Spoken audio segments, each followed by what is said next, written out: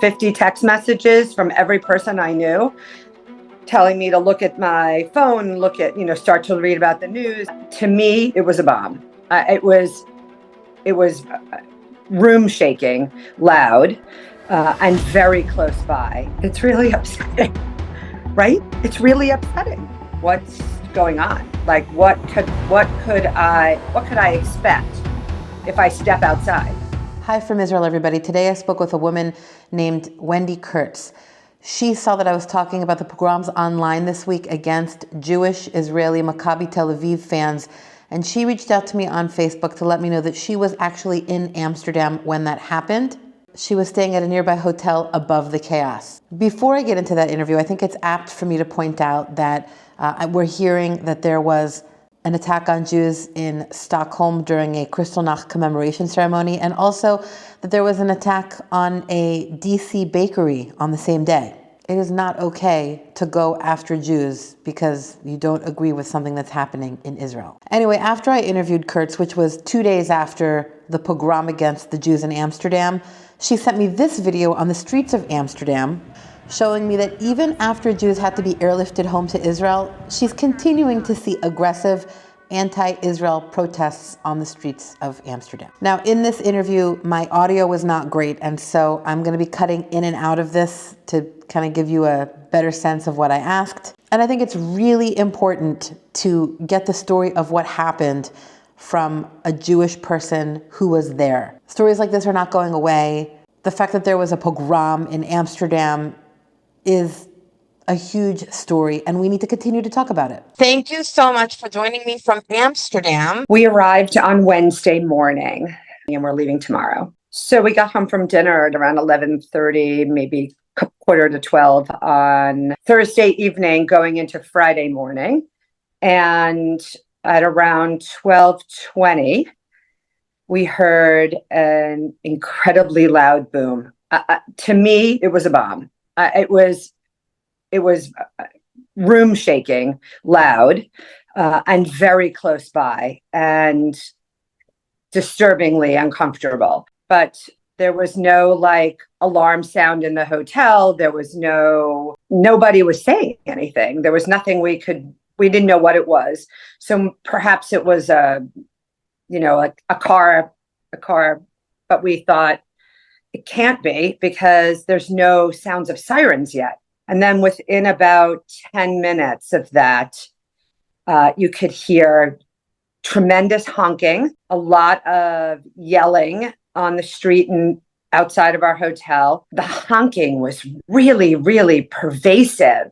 And the yelling, it wasn't screaming like I'm fearful. It was yelling, and you could hear very loud chanting of anti-Semitic messaging. And then about 25 minutes later, we heard another loud, what sounded like a bomb. And that's when I got mostly concerned. And we saw the flash as well. So we could see the light flash from the second bomb or whatever that was outside of our window. And then the noises started to get even more intense. And we looked out our window and we could see riot gear on police officers running towards, but we were a block away. So we could only see a very small piece of what was going on, but we could hear everything through the windows. So we called downstairs and asked what's going on. And their response was, there are protests all the time here in the city. This is probably just another one. They showed no concern. We had no idea what was happening. I was texting friends in the United States and asking them, are you seeing anything on the news? Like, what's going on here? Because there was no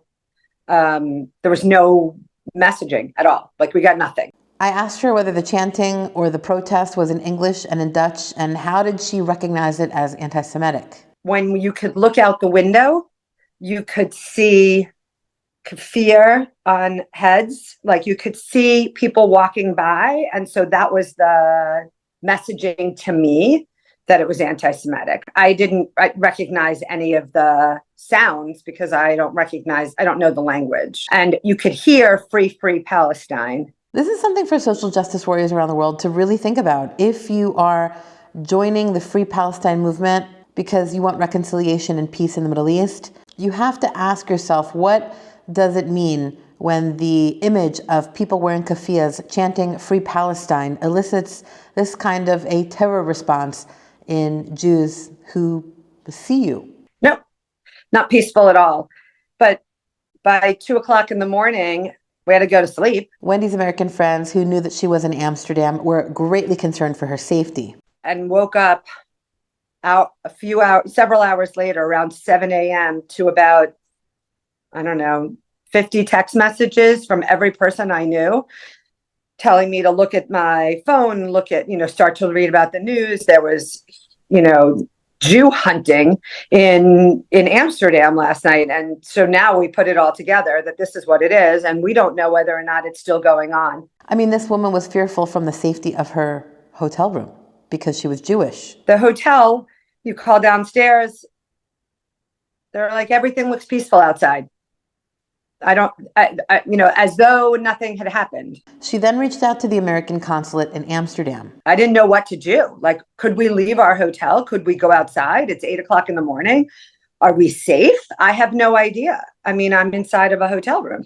So I called the U.S. consulate and in Amsterdam and asked to speak with someone who could tell me what's going on. Like, what could I expect if I step outside? Is there more continuing to happen? And so I was on the phone with the consulate for about a half an hour when they assured me they provided me their name, a contact number. If I saw anything, to please call them back. I gave them my contact information, told them where I was staying, what my phone number was, how to reach me, so that they knew that we were here in Amsterdam and that we were American Jews. And they said it was clear to go outside. And while they didn't seem concerned for her safety, she says she was concerned because she was scheduled to go see the Jewish quarter in Amsterdam that morning. Like, I have a 10 o'clock tour with a private guide. We're going to the Holocaust Museum. We're going to the Jewish Museum. Like, this is our plan for the day. Is this safe? And they said, everything's been cleaned up from last night. So we didn't know what to expect, but we called an Uber and took an Uber to where they dropped us off for where we were meeting the guide. And when I tell you that there was absolutely no mention of it at all, anywhere we went. We were in the Jewish Museum. We were in the Holocaust Memorial. We went to the Holocaust Memorial. We went to the Holocaust Museum. We were walking around the Jewish quarter the entire morning from 10:30, 1:30.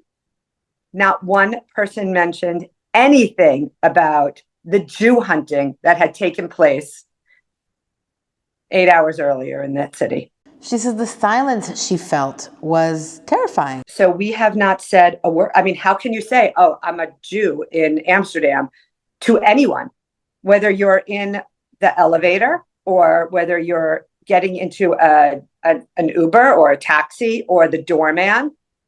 You don't mention that.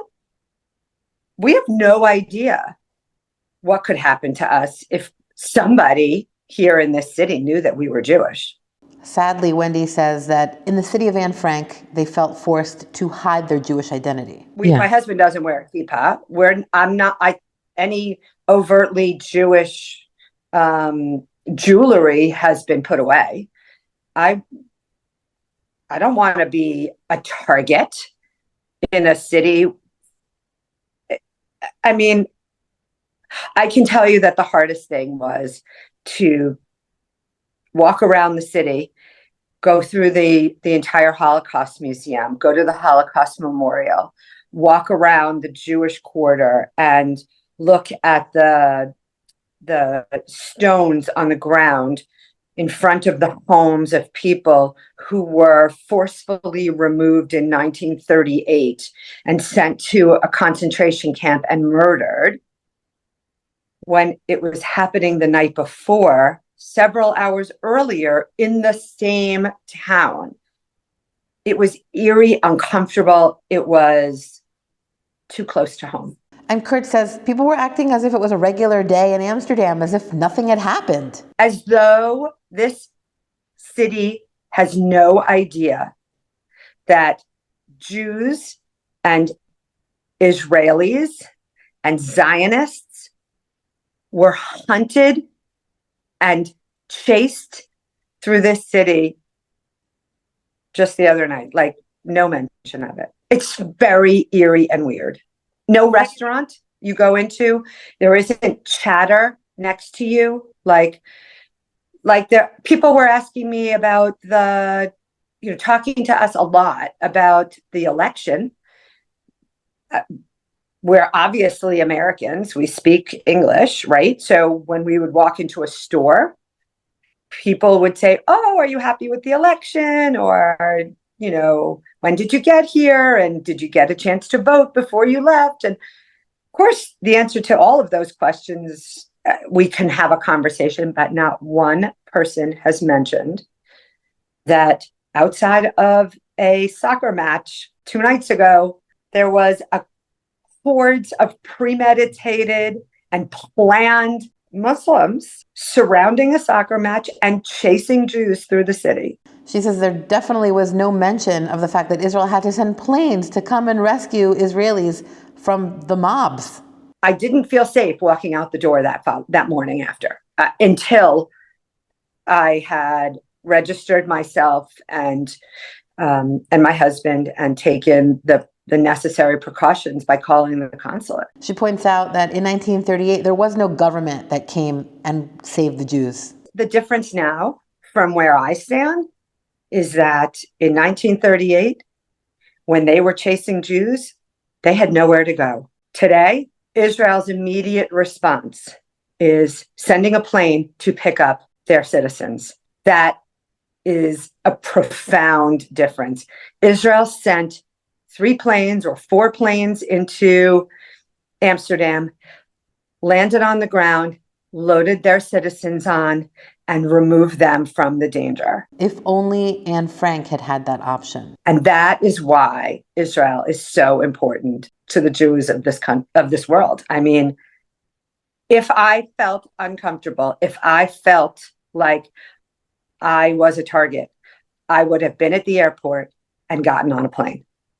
As an American Jew, wouldn't even have thought twice. She says she feels it's unbelievable that pogroms are happening today in 2024. So that's why Israel is so important and so special to Jews around the world. This happened a day before the anniversary of Kristallnacht. And the fact that there is angry mobs running around a city and attempting to hoard Jews together and cause irreparable harm. And it feels very similar. Up until that moment, I would have said this is a very safe and Jewish friendly town. In fact, as we were walking around the Anne Frank Museum, it was not Jews who were touring the Anne Frank Museum earlier that day. So Wednesday, we had gone to the Anne Frank Museum in the afternoon. It was not filled with Jews. It was filled with global, visitors from around the world. So is there a place where Jews are completely safe? I wish I had an answer for that. Let's see what happens when Israel Maccabi plays France. If it happens again, nope. I would not say that we would be safe. No. I want to see that the world comes together and defends us now that they've seen what happens, because that's what globalizing an intifada looks like. Kurt says safety for Jews, and quite frankly for everyone, boils down to one question. Will our allies and will our friends stand up for us? And while she says that personally her circle of friends have risen to the occasion, I think that there's a culture out there that doesn't understand that when you say free Palestine or free Gaza, that what you are saying is kill the Jews. It's really upsetting, right? It's really upsetting. Yeah. Murdering and attacking Jews is not going to free Palestine. Murdering and attacking Jews is not going to free Gaza.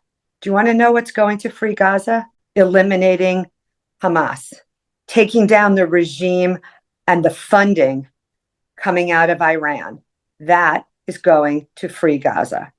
What will free Gaza is to stop raising your children to murder Jews. Raise your children to love thy neighbor. That is what our 10 commandments say. Love thy neighbor. I told her that the fact that she is traveling and she is Jewish and she is speaking out is a triumph over the anti-Semitism that we've seen explode lately all over the world. It is.